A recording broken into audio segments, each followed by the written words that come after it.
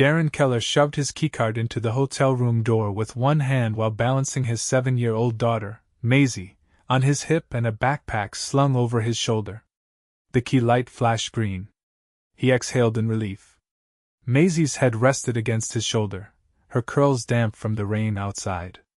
"Daddy, I'm so tired," she mumbled. "I know, sweetheart. We're almost there," he whispered, pushing the door open carefully to keep from waking her completely. The room was dim, lit only by the warm glow of a bedside lamp. He stepped inside, closed the door quietly, and froze. A woman was sitting on the edge of the bed in a silk robe, her long legs crossed, a glass of wine in her hand. She didn't scream. She didn't move. She just stared at him, blinking slowly like she couldn't decide if he was real. Darren said, backing up a step. "I think I've made a huge mistake." The woman stood, her dark hair cascading down her shoulder like something out of a shampoo commercial. "You sure did. This is room 1132. Darren glanced at the card in his hand, then cursed under his breath. "I'm supposed to be in room 1332. I'm so sorry. This has been a day." She tilted her head, eyes catching on the sleeping child in his arms. "She okay?" "Yeah, just exhausted. We drove 12 hours today. This hotel was a last-minute thing. I didn't double-check the room number. I really am sorry." The woman's expression softened. "Put her down. Just for a second. Your arms are shaking." Darren hesitated, then moved toward the corner armchair and carefully laid Maisie down, tucking a throw pillow under her head. He straightened and turned to the woman. "I'll be out of your way in 2 seconds. You look like you haven't eaten." "Sit down." "I what?" "Sit. I'm ordering room service anyway. You can walk out the door after we get some food into you." She extended her hand. "Paloma Owens. Darren Keller," he said slowly, shaking her hand. Her grip was firm but warm. "I don't want to intrude. Really." She ignored him and picked up the phone, ordering enough food for 3. "You said you drove 12 hours with a kid? You're not intruding, you're recovering." He watched her carefully. She didn't look like someone who reacted kindly to strangers barging into her hotel room, yet here she was, pouring him a glass of water. Paloma was calm. Too calm. Like she was used to being in control of everything. 15 minutes later, Darren was sitting at the small round table near the window, watching Maisie sleep and wondering what alternate universe he'd stumbled into. Paloma sat across from him, sipping wine. "So, what's your story?" she asked. He rubbed the back of his neck. "Single dad. Maisie's mom left when she was 2. I run a small auto repair shop back home in Indiana.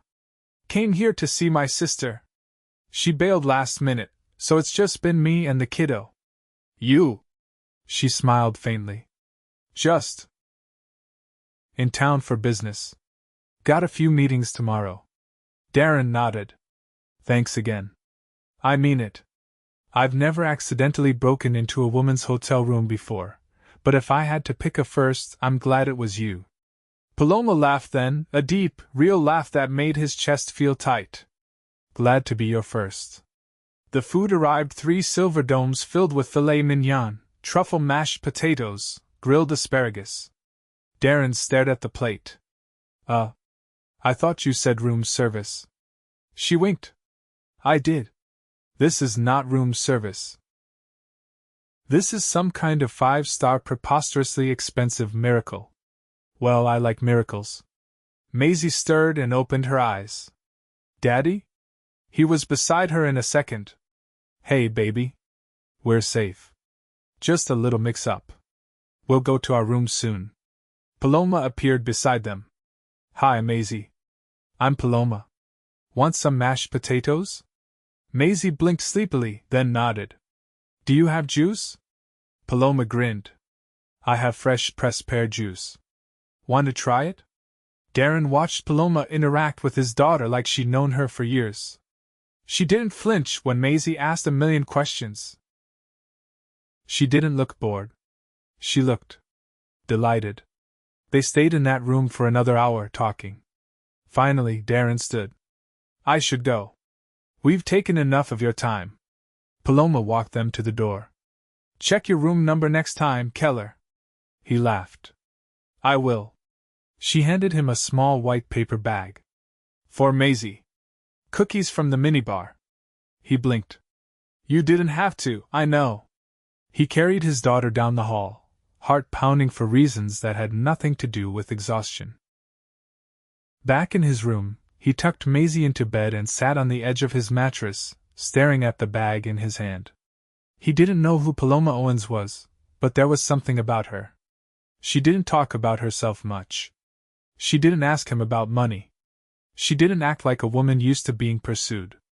But Darren had built a business from scratch, raised a daughter on his own, and survived 1,000 setbacks. He knew when something mattered. And tonight? That accidental meeting? It mattered. The next morning, Darren was brushing Maisie's hair into a loose ponytail while she munched on a banana and hummed off-key to herself.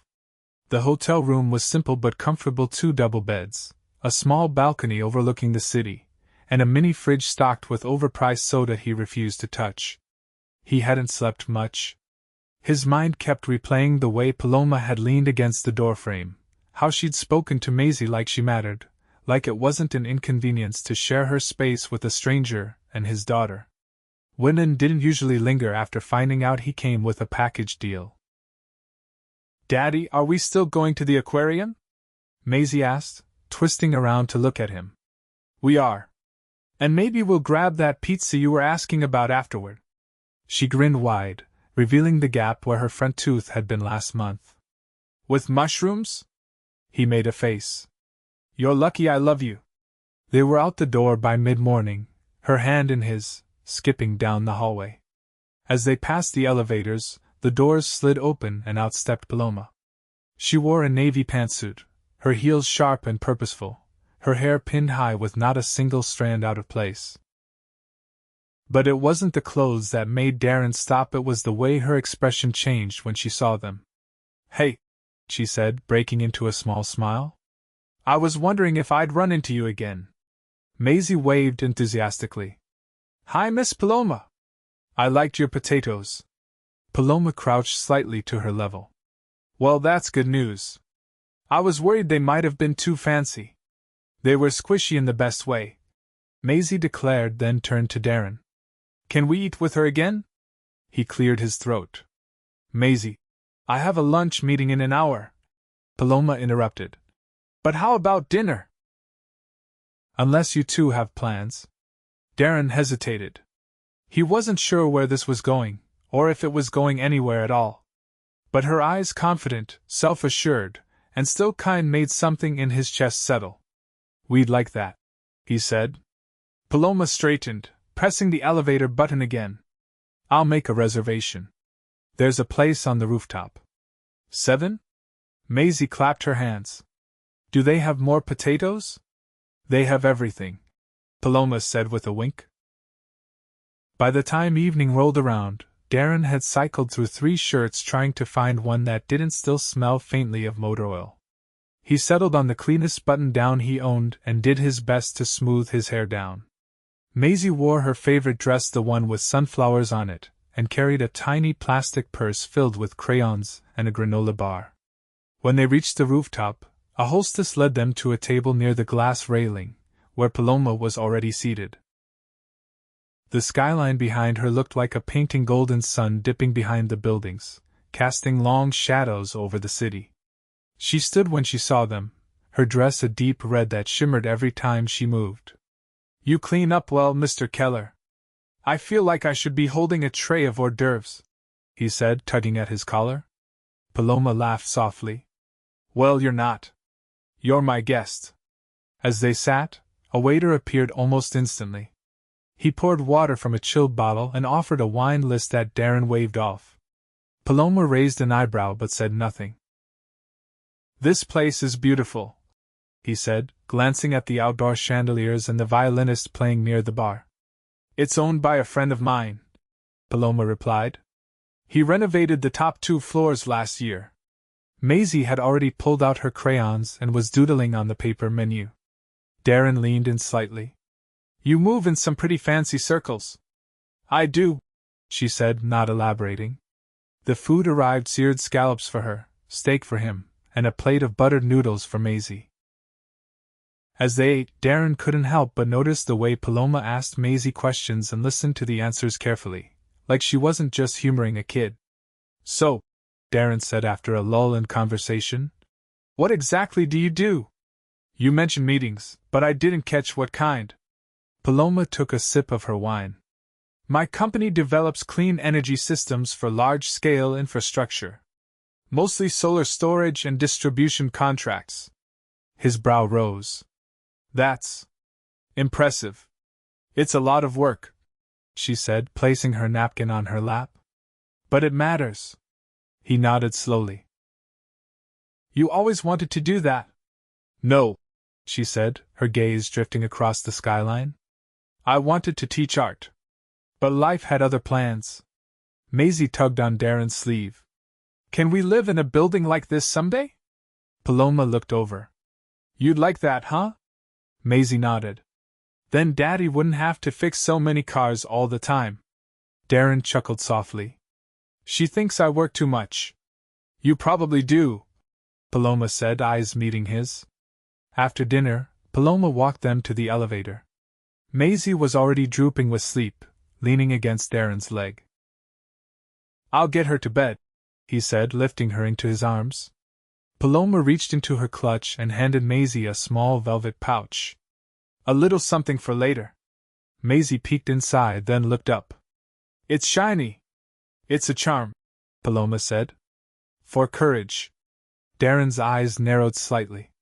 You didn't have to, I know, she said, stepping back. But I wanted to. The elevator doors opened. Good night, Darren, she said, her voice softer than before. Sleep well. He stared at her a moment longer before stepping inside. Maisie snuggled against his chest. As the doors slid shut, he realized something that made his heart twist, just a little. He didn't want this to be the last time he saw her.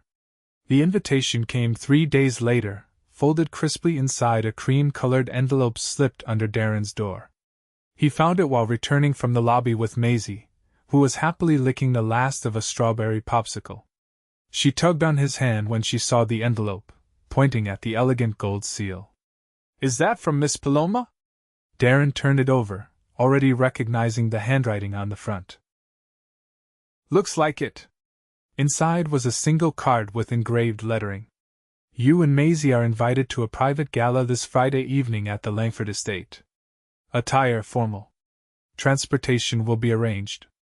He stared at the words, then glanced down at his daughter. She wants us to go to a gala. Maisie's eyes widened. Is that like a princess ball?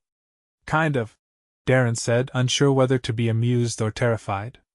But with fewer tiaras and more champagne. Are you gonna wear a suit? I don't even own one, he muttered. A knock at the door interrupted his thoughts. A tall man in a dark blazer stood outside, holding a garment bag and a small box. Delivery from Mr. Keller. Darren took the items, puzzled. Who sent this? The man simply nodded and walked away. Inside the box was a pair of black leather dress shoes, polished until they gleamed. The garment bag revealed a tailored suit in charcoal gray, the fabric so smooth it felt like water between his fingers. Maisie touched the sleeve reverently. You're gonna look like a movie star. That Friday, a black car with tinted windows pulled up to the curb. A uniformed driver opened the door, greeting them by name. Maisie climbed in first, wriggling with excitement, while Darren adjusted his tie with shaking fingers. The Langford estate wasn't just large, it was sprawling, set beyond tall wrought iron gates and surrounded by manicured gardens lit by lanterns casting soft, golden light. Marble steps led up to a building that looked more like a museum than a home. Inside, the air buzzed with music and the low hum of conversation. Waiters in white gloves carried trays of delicate hors d'oeuvres, and the guests were dressed in gowns and tuxedos that shimmered beneath crystal chandeliers. Paloma appeared at the top of the staircase, descending slowly like gravity bent differently around her. Her gown was deep sapphire, fitted at the waist, flowing behind her like a river of silk. Her earrings sparkled like stars, but it was her expression, open, warm, and completely focused on them, that made Darren's chest tighten. "You came," she said when they reached her. "And you look incredible." "I had help," Darren said, still adjusting to the feel of the suit. "This place is something else." Paloma crouched slightly to speak to Maisie. "Would you like to meet some of the other kids? There's a room just for them, games, snacks, even someone painting faces." Maisie lit up. "Can I, Daddy?" He glanced at Paloma, who nodded. "It's secure. There's staff watching the entire time." Darren kissed Maisie's forehead. "All right. Don't eat too much sugar, all right?" She was already being led away by an attendant before she could promise anything. Paloma slipped her arm through Darren's. "Walk with me." He followed her through the crowd, past men with cufflinks that probably cost more than his car, women who looked like they belonged in fashion magazines, and whispers that seemed to follow Paloma like a breeze. She guided him into a quieter hallway, lined with portraits and dark wood paneling. "Everyone here knows you," Darren said. "They know my name," she corrected. "Not me." He studied her. "You like throwing parties for people who don't know you?" "I like watching them try to figure out if they need me." That answer sat heavy between them. He leaned against the wall. "You don't have to impress me, you know." Paloma leaned in slightly.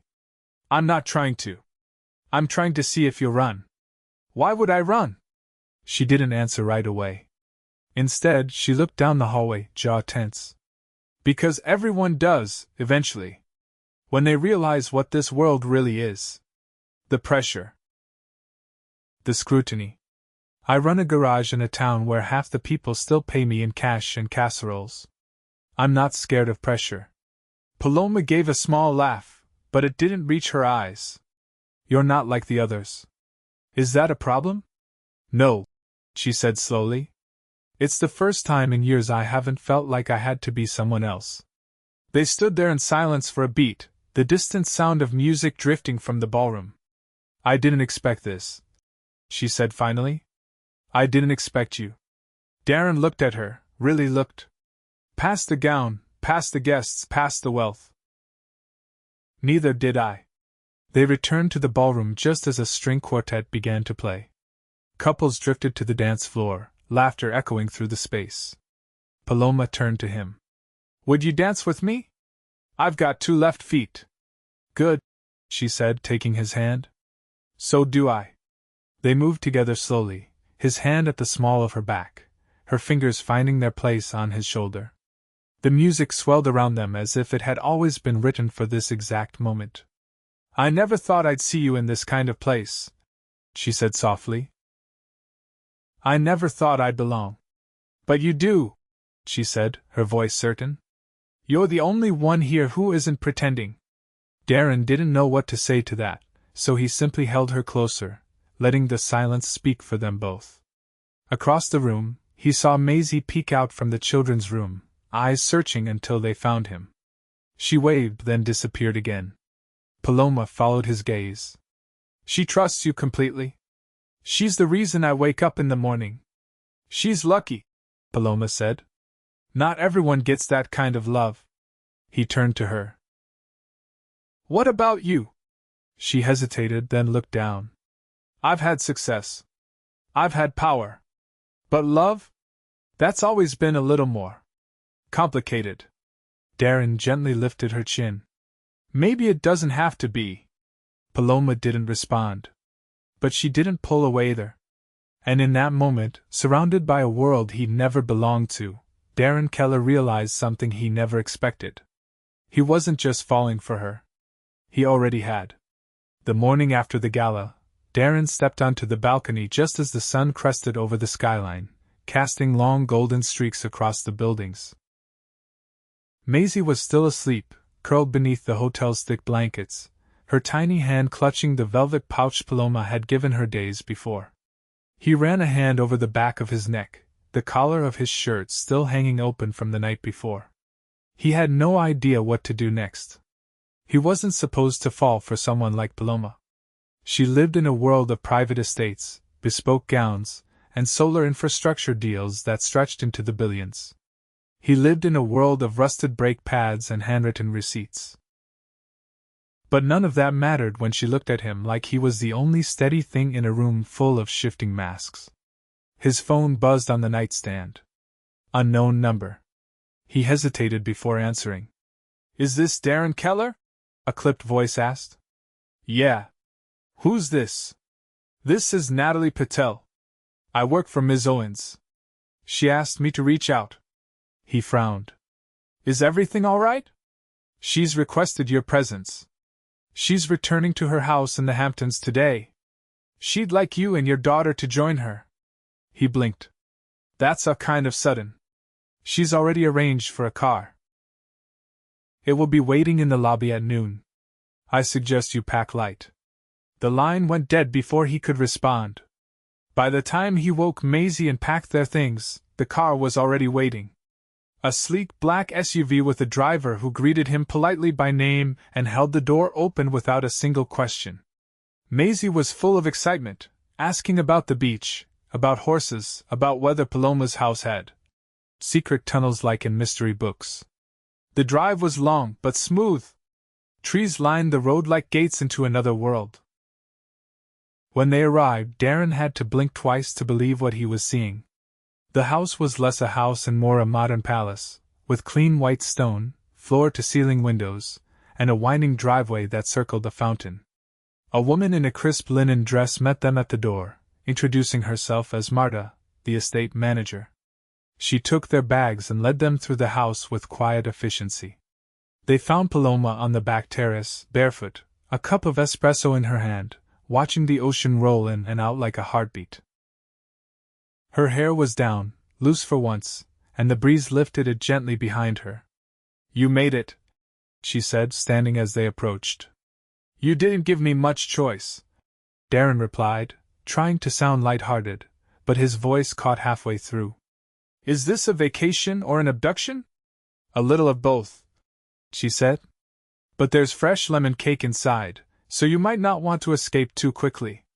Maisie tugged on Paloma's hand immediately. "Do you have any dogs?" "I have 3, Paloma said, leading her toward the garden. "But they're very spoiled, so you'll have to earn their trust." Darren followed, watching them disappear around the hedge before turning back toward the ocean.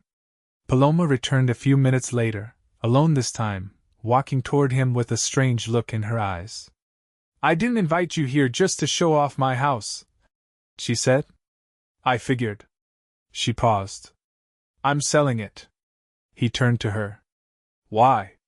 "Because I never really lived in it. Not properly. I bought it because it looked like the kind of place someone like me was supposed to own. But lately, I've been asking myself what I actually want. And?" She took a slow breath. "I want something real. Not the next deal. Not the next acquisition. Just something that doesn't need polishing." He folded his arms. "You think I'm that thing? I think you're the first man who didn't ask me what I could do for him." Darren looked out at the sea. "And if I told you I don't know how to fit into your world?" She stepped beside him. "Then I'd ask you to help me build a different one." They stood there for a long moment, the sound of the waves filling the silence between them. Then Maisie came running back, her arms covered in dog fur and her cheeks pink with joy. "Daddy, they have a treehouse!" Paloma raised an eyebrow. "Would it be presumptuous to ask you to stay the weekend?" Darren looked down at Maisie, who was already bouncing on the balls of her feet. Then he looked back at Paloma. "Only if I get a slice of that lemon cake." 3 weeks later, he was back in Indiana, standing in the middle of his garage, grease still under his fingernails, but something inside him had shifted. Paloma had kept her word. She didn't try to change him. She didn't try to buy him a new life. Instead, she flew in every weekend, sometimes alone, sometimes with Maisie's favorite cookies in hand, sometimes just to sit in the corner of the garage with a book, watching him work. Then one Friday evening, as he closed up for the night, he found her waiting outside, leaning against her car in jeans and a sweatshirt, a paper coffee cup in her hands. "I have a question," she said as he approached. "Shoot. What would you say if I bought a house here?" He blinked. "Here? In Indiana? There's a property with a big yard and a workshop on the edge of town. It's quiet. I could work remotely. And Maisie already knows the best pizza place." He stared at her, his chest tightening. "You're serious?" "I'm not asking you to marry me," she said quickly. "I'm just asking if you'd hate me living 5 minutes away." He pulled her into a hug, laughing softly. "I'd only hate it if you didn't bring those cookies." The weeks that followed were a blur of moving boxes, new routines, and late dinners on her back porch. Maisie had her own room painted yellow, just like she asked, and Darren fixed up the old workshop behind the house, turning it into a second garage with Paloma's help. One evening, as the sun dipped low in the sky, Paloma stood barefoot in the grass, Maisie racing around with one of the dogs while Darren grilled dinner. "I've been thinking," she said, setting 2 glasses of lemonade on the table. "Maybe it's not about who belongs in whose world. Maybe it's about building one together." He turned to her, flipping the burgers. "I like the sound of that." She stepped closer, her voice softer. "And maybe I do want to marry you." He looked at her, eyes wide. "Not today," she added quickly. "But someday." He nodded slowly, a grin spreading across his face. "Then someday I'll say yes." And in that backyard, surrounded by laughter, the scent of grilled onions, and the sound of a child's joy, they built something stronger than circumstance.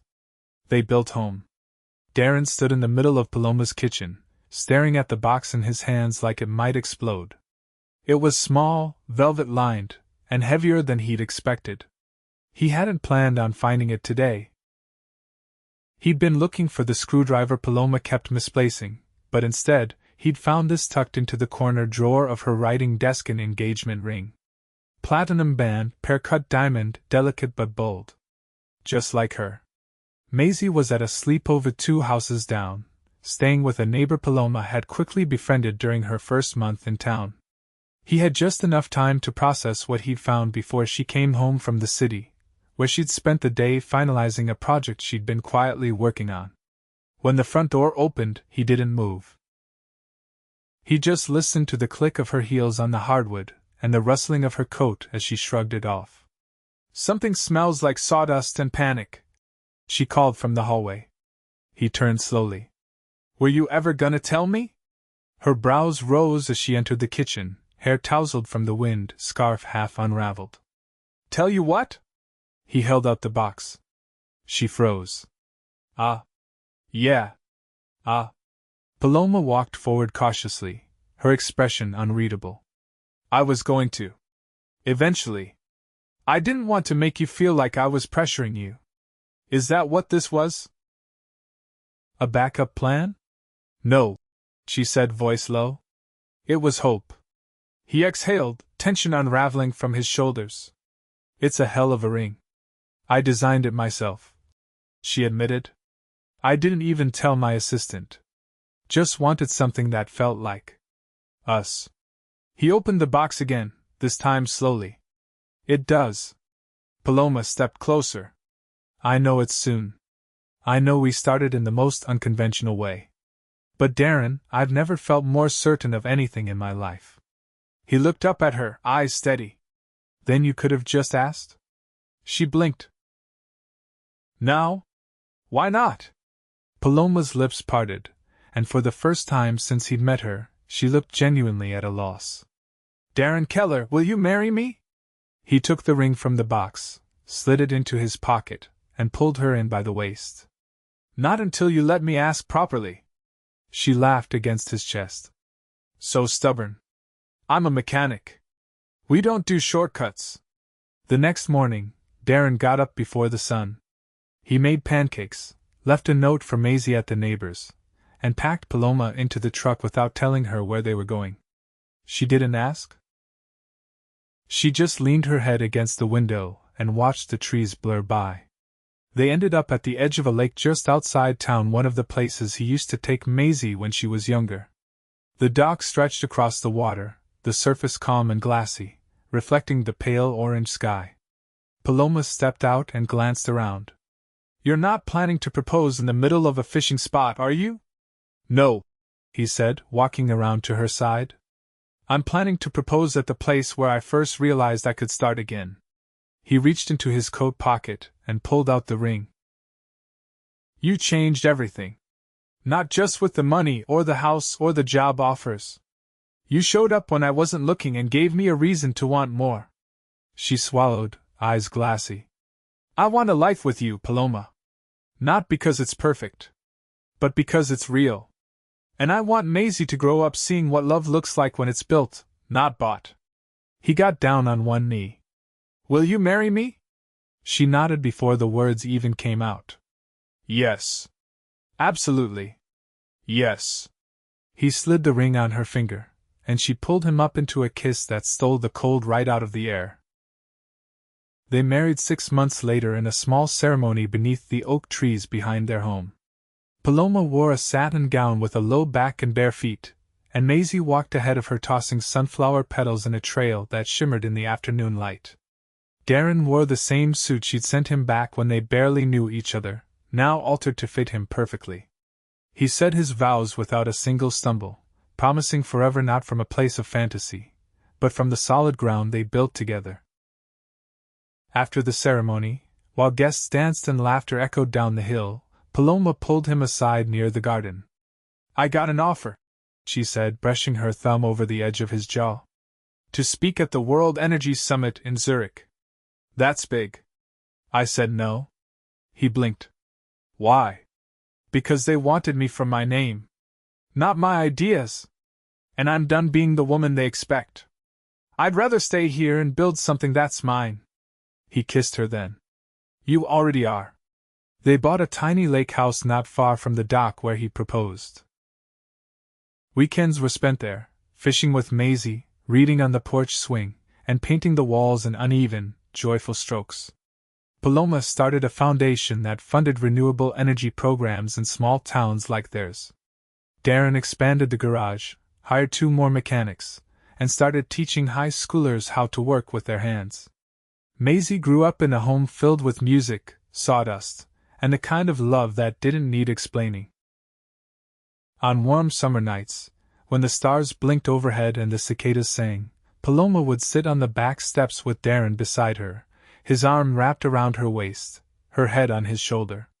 "This," she'd whisper, "this is what I never knew I was waiting for." And Darren, always the quieter one, would nod and kiss her temple. "You were worth the wait."